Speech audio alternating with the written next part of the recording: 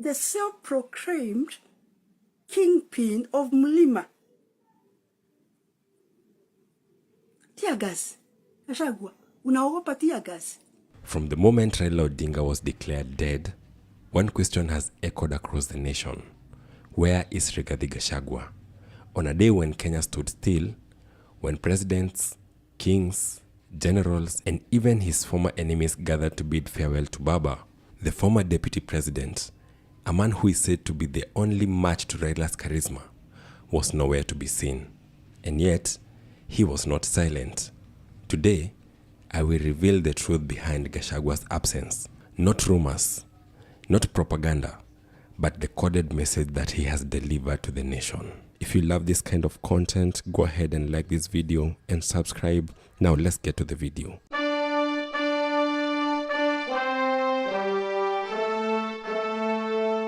On 17th of October 2025, Nyayo Stadium, Raila Amolo Odinga was accorded a state funeral, the first of its kind for an opposition leader.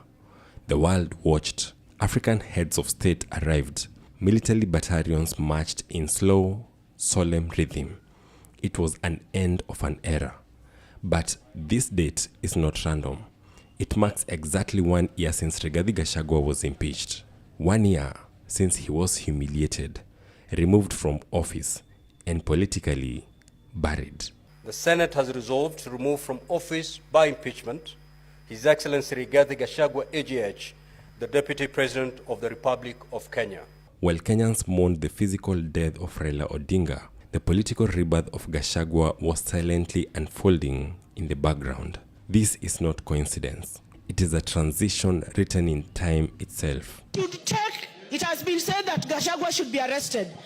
He should be arrested, be put up in a police station, and I will personally go and put that police station in flames so that it is destroyed forever. As Raila's funeral procession made its way to Bondo, cameras scanned every face, but the lenses could not find Rigathi Gachagua. His chair, if any was reserved for him, remained empty. His voice was absent from the podium, and yet, across social media, a message appeared, not from Gachagua directly, but from those closest to him. His social media handler hinted at a threat. They spoke of intelligence, of forces waiting to turn Raila's funeral into Gachagua's political downfall. They hinted at chaos, at traps laid before him, at a gathering no longer about mourning, but about staging. At that same moment, Gachagua chose to post a tribute not of grief, but of rebirth. Celebrating his wife's 60th birthday, he spoke of suffering 1 year ago, of betrayal, of being politically abandoned. But then, he spoke of restoration, of a smile returning to his home. It was not a birthday message. It was a declaration that my season has begun.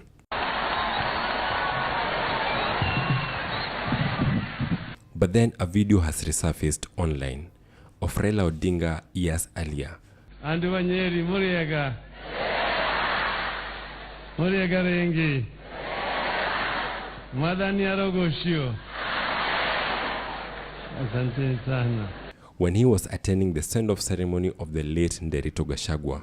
The family ya ndugu yetu marehemu mwenda zake Nderito Gachagua, who is Rigathi's own brother, paying his respects, comforting the family. It was a moment of human solidarity that went beyond politics. Waswahili husema ati mtikuu ukianguka wana wa ndege huyumba. Hasa wiki hizi imepita wana wa ndege wa hapa Nyeri wamekuwa na yumba kabisa. And yet now, as Raila was laid to rest, Gachagua stayed away. Was it revenge or was it restraint? To many, it appeared as betrayal. But to those who understand power, it was something else entirely. There are those who believe that Raila's ODM MPs led the charge against Gachagua's impeachment, that Raila's allies helped orchestrate his political burial. In that context, his silence was not disrespect. It was a reminder that what was done to me, I did not forget. I'm speaking to our partners in the coalition, and the other people who are here from ODM and the other parties. This vote that you shall take today, we shall not put it in our minds. We shall put it in our hearts. Then there is the message from Senator Karungo Wathang'wa, who is such a close ally of Gachagua. He has finally broken silence. His statement is not a defense, it is a proclamation. He has declared that Gachagua chose not to attend, not out of fear, nor bitterness, but out of deep respect for the moment. He has argued that Gachagua's presence would have shifted attention from Raila to politics, that his absence allowed the nation to mourn Raila without distractions, that true leadership is shown by not appearing everywhere, but by knowing when to stand back. Mimi nilisoma political science pale University of Nairobi. This was not political weakness. This was political mastery. Na Rigathi Gachagua ni mtu amekuwa kwa governance, ni mtu amekuwa DO. Anajua hiyo ground venye inakuanga mobilized, venye inakuanga imelipwa. So Rigathi Gachagua, because of his emotional quotient na intelligent quotient yake, IQ yake na EQ yake iko juu kuliko William Samoei Ruto. And so, as Raila Odinga was laid to rest, Kenya witnessed more than a funeral. It witnessed the closing of one chapter and the quiet rise of another. Gachagua did not need to speak loudly. He did not need to appear. His silence became his statement. His absence became his presence. In that silence, a message was delivered across the nation that the age of Raila Odinga has ended and the era of Gachagua has begun. Kereteri munasemaje? Kereteri munasemaje? Hapa ni one term. Hapa ni one term. So, why didn't Rigathi Gachagua attend Raila's send-off? The answer is not found in politics, but in timing, in history, and in destiny. He stayed away not to dishonor Raila, but to honor the moment.